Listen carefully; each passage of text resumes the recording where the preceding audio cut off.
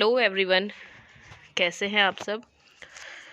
मैंने आपको कुछ नोट्स सेंड किए थे एटम्स एंड मॉलिक्यूल्स के। थोड़ा सा उन्हें एक्सप्लेन कर रही हूँ ताकि आप इजीली इन्हें समझ सकें। फर्स्टली है, मॉलिक्यूल्स क्या होते हैं।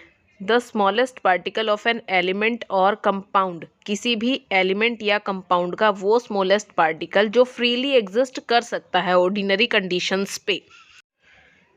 ऑर्डिनरी कंडीशंस का मतलब नॉर्मल रूम टेम्परेचर पे नॉर्मली बिहेव कर सकता है और जो कि उस सब्सटेंस की सारी प्रॉपर्टीज़ को शो करता है, उसे हम कहते हैं molecule.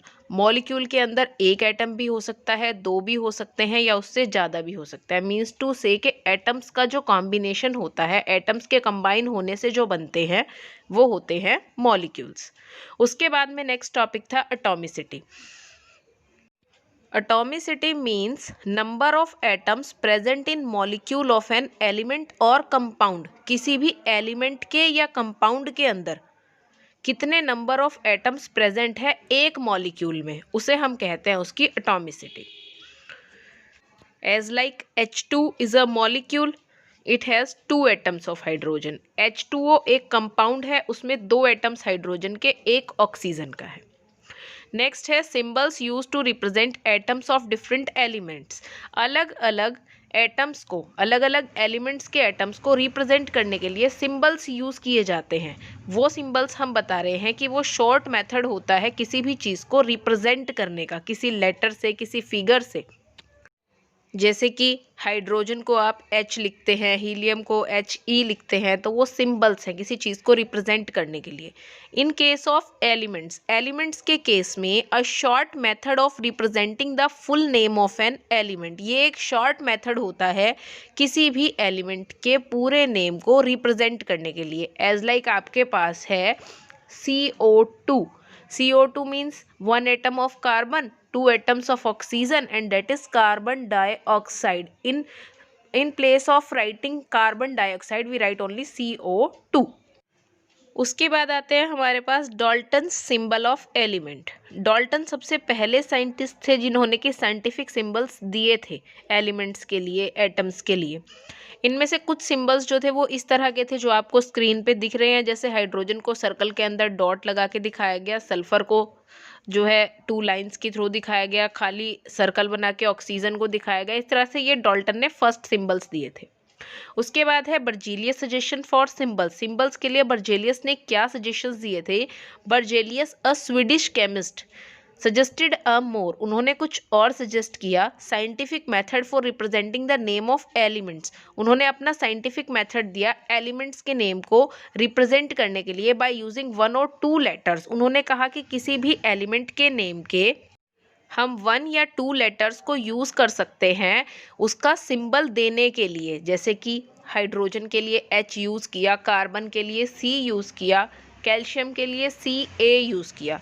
This idea has been used in modern symbols to the elements which we use today. आज भी जो हम सिंबल्स यूज़ कर रहे हैं उन सिंबल्स में ये आइडिया आज भी यूज़ हो रहा है, क्योंकि मैग्नीशियम को Mg से दिखाया जाता है, ऑक्सीजन को O से। Similarly, modern symbols of elements क्या हैं? Various elements have been named either on the basis of names of place where they were discovered or on the basis of name of scientist or on its important property। किसी भी element का जो name है, उसका जो symbol है, किसी भी एलिमेंट का नेम किस बेस पे रखा गया है, या तो जिस जगह वो डिस्कवर किया गया, या फिर जिस साइंटिस्ट ने उसे डिस्कवर किया, या फिर उसकी कोई प्रॉपर्टी के बेस पे, है ना। Names of mostly elements have been taken from English or from Latin, German और Greek। ज़्यादातर एलिमेंट्स के नेम उनके लेटिन नेम से, जर्मन नेम से, ग्रीक नेम से या इंग्लिश नेम से निकाले गए हैं। The symbol of an element is the first letter और the first and another letter of English और Latin name of that element. किसी भी एलिमेंट का जो सिंबल होता है वो या तो उसके इंग्लिश या लेटिन नेम का पहला या फिर पहला और दूसरा लेटर होता है।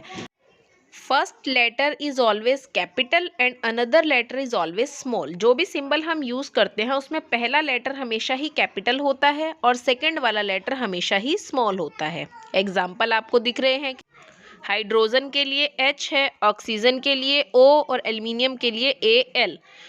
अब जो नेक्स्ट रूल कहता है कि सेकंड लेटर की नीड किस लिए आती है। सेकंड लेटर की नीड इसलिए आती है क्योंकि कई सारे ऐसे एलिमेंट्स हैं जिनका फर्स्ट लेटर सेम होता है, तो खाली सेम फर्स्ट लेटर से ही लिखेंगे तो उन्हें आइडेंटिफाई नहीं किया जा सकता, तो उनके सिंबल्स अलग अलग करने के लिए सेकंड लेटर की नीड आती है। As like carbon and calcium both starts with C. If we will write C, then how we will differentiate them? Next is carbon, calcium, chlorine, cobalt, copper. सारे ही C से start हो रहे हैं। अगर सभी को C लिखें तो कैसे रिप्रेजेंट करेंगे, इसीलिए कार्बन के लिए C, कैल्शियम के लिए Ca, क्लोरीन के लिए Cl, कोबाल्ट के लिए CO और कॉपर के लिए Cu यूज होता है। एटॉमिक मास क्या होता है?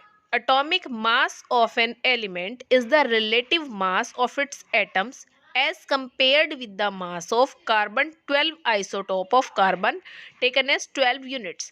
किसी भी एलिमेंट का एटॉमिक मास जो होता है वो रिलेटिव मास होता है उसके एटम्स का, किसके कंपैरिजन में? कार्बन 12 के आइसोटोप के कंपैरिजन में, क्योंकि कार्बन 12 जो आइसोटोप है उसका एटॉमिक मास कितना लिया जाता है? 12 यूनिट्स लिया जाता है। ठीक है, एटॉमिक मास यूनिट क्या होती है? Atomic mass unit may be defined as 1/12 of the mass of the C12 isotope of carbon atom. Carbon atom के C12 आइसोटोप के मास का 1/12 जो होता है वो इक्वल होता है हमारे 1 AMU के, 1 एटॉमिक मास यूनिट के। Molecule of an element. Molecule क्या होता है? मीन्स दो से ज़्यादा एटम्स का जो कॉम्बिनेशन होता है किसी भी एलिमेंट के अंदर, वो हमारा क्या बनाता है? मॉलिक्यूल बनाता है, जो कि फ्री स्टेट में एग्जिस्ट कर सकता है। जैसे O2 है, O2 सिंगल एग्जिस्ट ना करके मॉलिक्यूल की फॉर्म में एग्जिस्ट करता है, तो ये मॉलिक्यूल का एग्जाम्पल है।